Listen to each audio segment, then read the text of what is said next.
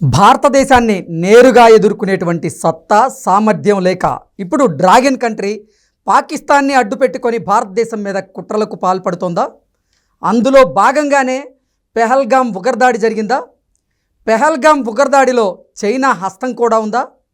ఇప్పుడు భారత్ పాకిస్తాన్ల మధ్య యుద్ధ మేఘాలు కమ్ముకుంటే చైనా పాకిస్తాన్కి మద్దతు ఇవ్వడం ఖాయమా అంటే అవుననే సమాధానం ఇస్తున్నారు కొంతమంది అంతర్జాతీయ నిపుణులు. ఈ నేపథ్యంలోనే అసలు భారత్కి పాకిస్తాన్కి మధ్య యుద్ధం జరిగితే చైనా పాత్ర ఏంటి అనేది మనం పూర్తి స్థాయిలో విశ్లేషణ చేసుకుందాం. ప్రస్తుతం మనతో పాటు ఉన్నారు ప్రముఖ రాజకీయ విశ్లేషకులు, ప్రముఖ సీనియర్ జర్నలిస్ట్ డివిఎస్ గారు. సార్తో మాట్లాడదాం. సార్ నమస్తే. సార్ నమస్తే. భారత్ని నేరుగా ఎదుర్కొనేటువంటి సత్తా సామర్థ్యం లేకనే డ్రాగన్ కంట్రీ ఇప్పుడు పాకిస్తాన్ని అడ్డుపెట్టుకొని భారత్ మీద కుట్రలకి పాల్పడుతోంది అని, అందులో భాగంగానే ఈ పెహల్గాంలో జరిగినటువంటి ఉగ్రదాడిలో కూడా చైనా హస్తం ఉంది అంటూ రకరకాల వార్తలు వస్తూ ఉన్నాయి. ఇప్పుడు కనుక నిజంగా భారత్కి పాకిస్తాన్కి మధ్య యుద్ధం అనివార్యమైతే డ్రాగన్ కంట్రీ ఖచ్చితంగా పాకిస్తాన్కి మద్దతు ఇచ్చి తీరుతుంది అనేటువంటి వాదనలు తెర మీదకి వస్తూ ఉన్నాయి. ఏంటి సార్ అసలు నిజంగా భారత్కి పాకిస్తాన్కి మధ్య యుద్ధం వస్తే చైనా పాత్ర ఏంటి అంటే ఏం చెప్తారు? అంటే ఇవాళ చైనా పాకిస్తాన్ భుజాల మీద తుపాకీ పెట్టి భారత్ని కాలుస్తోందా? అంటే భారత్ అమెరికా సత్సంబంధాలు, చైనాలో ఉన్న బహుళజాతి కంపెనీలన్నీ భారత్కి వలసపడటం, తాజాగా యాపిల్. ఎందుకంటే ఇవాళ టారిఫ్ వార్ అమెరికా చైనా మధ్య. ట్రంప్ చైనాని కొట్టాలని చూస్తే చైనా భారత్ను కొట్టాలని చూస్తోందా? అంటే ఇప్పుడు ఇవాళ భారత్ చైనా నేరుగా తలపడితే అమితుమి తెలిపాలి. ఎందుకు ఈ దొంగాట? ఎగ్జాక్ట్లీ. ఇప్పుడు పాకిస్తాన్ అడ్డం పెట్టుకుని రావాల్సిన అవసరం ఏముంది? నువ్వే నేరుగా వచ్చేయచ్చు కదా చేయాలనుకుంటే. అంటే అంతర్జాతీయ సమాజం ముందేమో తను మళ్ళా సత్యసంధులుగా నిలబడాలనా? ఇప్పుడు 2-3 రోజుల్లో జిన్పింగ్ రష్యాకు వెళ్తున్నారు. ఒక 3 రోజులు రష్యా పర్యటన. ఏంటి ఆ పర్యటన ఆంతర్యం? అంటే ఇందులో పుతిన్ను కూడా దించుదామనా? లేదు, రష్యా నుంచి భారత్కు ఉన్నటువంటి స్నేహ సౌహార్ద సంబంధాలని విచ్ఛిన్న చేద్దామన్నా? ఇప్పుడు మన మిత్ర దేశం రష్యా. అవును, మనకు కావాల్సినటువంటి అన్ని రకాల సహాయం ఇవాళ రష్యా ఇవాళది కాదు, భారత్ రష్యా బంధం. ఏది అటు నెహ్రూ హయాం నుంచి, ఇందిరాగాంధీ హయాం నుంచి మనం ఒక 70 దేశాల నుంచి, 70 సంవత్సరాల నుంచి మిత్రదేశంగా ఉన్న రష్యాని ఇవాళ చైనా జిన్పింగ్ వెళ్ళి మనకి ఇచ్చేటటువంటి విమానాలని ఆపాలనా? యుద్ధ విమానాలను, క్షిపణులను ఆపాలనా? అర్థం కానటువంటి పరిస్థితి అన్నమాట. అంటే ప్రత్యక్ష శత్రువుగా పాకిస్తాన్, పరోక్ష శత్రువుగా చైనా కూడబలుక్కుని ఇవాళ భారత్ని నాశనం చేయాలని చూస్తున్నాయా? ఇప్పుడు రాజ్నాథ్ సింగ్ ఒకటే మాట అన్నారు, భారత రక్షణ మంత్రి కీడు చేస్తే తాట తీస్తా అంటున్నాడు. ఇంతకన్నా కీడేం చేయాలి? అంటే భారత ప్రజలు ఈ ఉగ్రదాడి తర్వాత ఏదైతే కోరుకుంటున్నారో అది ఖచ్చితంగా జరిగి తీరుతుంది అంటూ ఆయన నిన్న సంచలనమైనటువంటి వ్యాఖ్యలు చేయడం జరిగింది. అంటే దీని ప్రకారంగా ఇండియాకి పాకిస్తాన్కి మధ్య యుద్ధం అనివార్యం అనేటువంటి పరిస్థితులను అయితే అంటే కనపడుతున్నాయి. అంతే. ఏంటంటే నిన్న మనం చూసాం, ఏది సాటర్డే నేవీ చీఫ్తో ప్రధాని సమావేశం, ఆదివారం ఏంటి వైమానిక చీఫ్తో సమావేశం. అంటే త్రిముఖ దాడికి వాళ్ళ భారత్ సిద్ధంగా ఉంది, సమాయత్తం అవుతోంది. దీనికి బ్లూ ప్రింట్ కూడా రెడీ అయిపోయిన పరిస్థితుల్లో త్రిముఖ వ్యూహంగా వెళ్తోంది.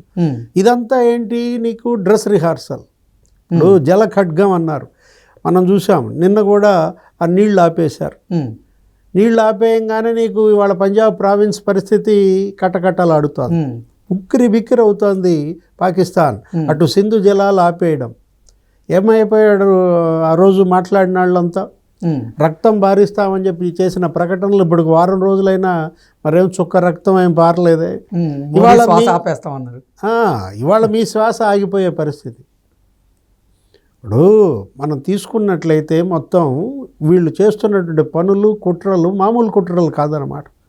తుర్కియా నుంచి వాళ్ళు ఆల్రెడీ గస్తీ నౌకను ఒకదాన్ని తెచ్చుకున్నారు. వాళ్ళ అరేబియా సముద్రంలో వాళ్ళకి గస్తీకి కూడా నౌకలు లేని పరిస్థితుల్లో తుర్కియా పంపించిందనమాట.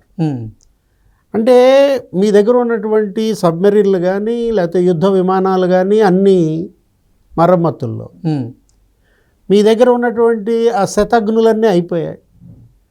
ఏంటి ఇప్పుడు కావాల్సినటువంటి ఆ 155 గుండ్లు మొత్తం ఉక్రెయిన్కి అమ్మేసుకున్నారు. ఉక్రెయిన్కి అమ్మేసుకున్న దాంట్లో ఇప్పుడు వాళ్ళ దగ్గర ఉన్నటువంటి ఈ 155 శతఘ్ని గుండ్లు నీకు 96 గంటలే వస్తాయి. కేవలం 4 రోజుల్లో ఫట్ అన్నమాట. యుద్ధమే కనుక జరిగితే వారం రోజుల్లో తుడిచిపెడుతుంది భారత్ అని మనంగా చెప్పేది. పాక్ నేవీ, పాక్ ఆర్మీ చీఫ్లే అక్కడ ఉన్న వాళ్ళ సైన్యాధిపతి మునీర్కి చెప్పారని. అసలు బ్రిటన్ ఎంపీ యుద్ధమే జరిగితే, పాకిస్తాన్ ఎంపీ ఒకడు యుద్ధమే జరిగితే నేను బ్రిటన్ పారిపోతా అన్నాడు.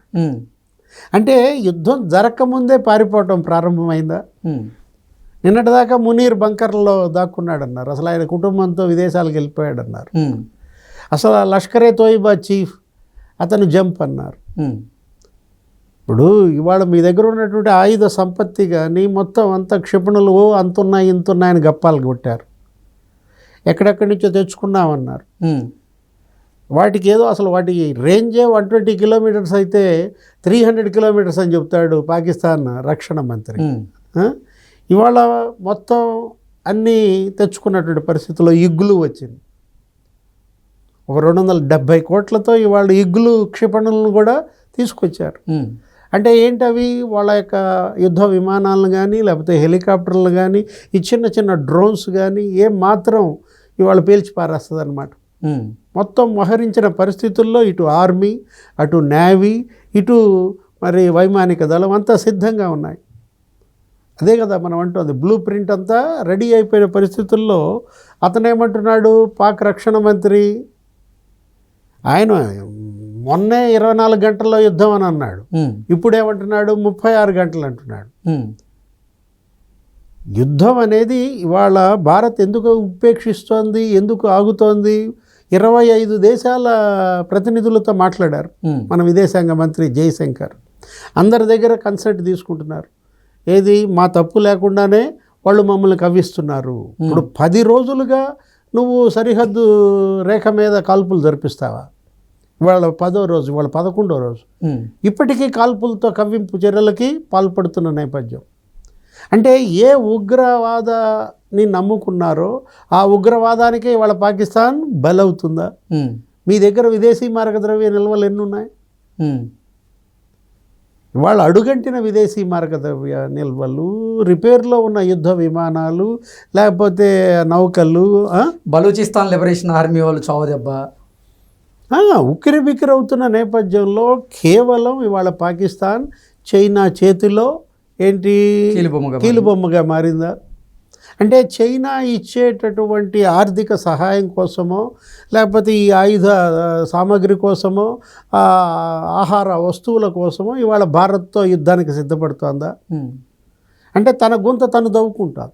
ఎవరు? పాకిస్తాన్ ఇవాళ చైనాని నమ్ముకుని ఇవాళ పాకిస్తాన్ కనుక యుద్ధానికి దిగితే చైనా బాగానే ఉంటుంది. చైనా ఏంటి ఇవాళ నిన్ను నాశనం చేస్తోంది అన్నమాట. Okay sir, thank you so much.